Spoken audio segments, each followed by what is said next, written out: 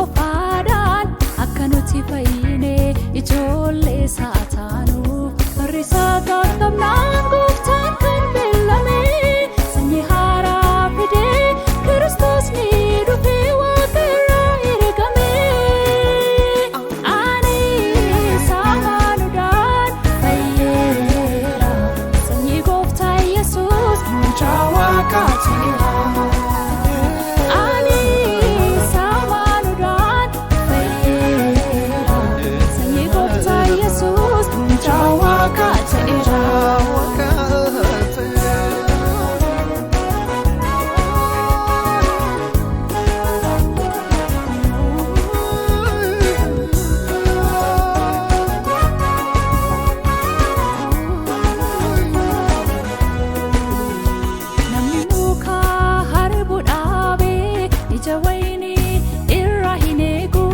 Hagam yoo hawwe hammam yoo fedhe wanta naabiin saala naargu namni muka harbu dhaabe ija waynii irra hin eegu hagam yoo hawwe hammam yoo fedhe wanta naabiin saala naargu ani saamaanuudhaan fayyeera sanyii gooftaa Yesuus mucaa waaqaatiira.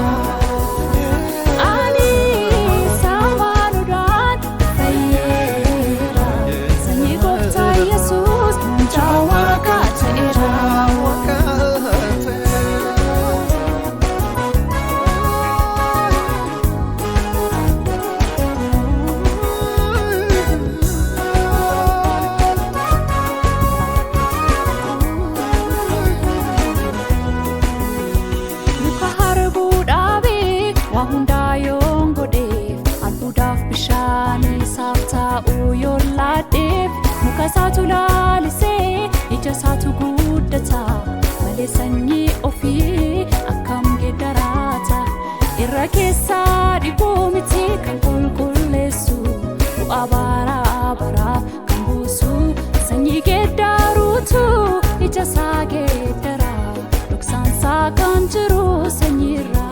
Muka wayniitiin ija waynii godhadhuu jedhee hin gorsuuni sanyichatu.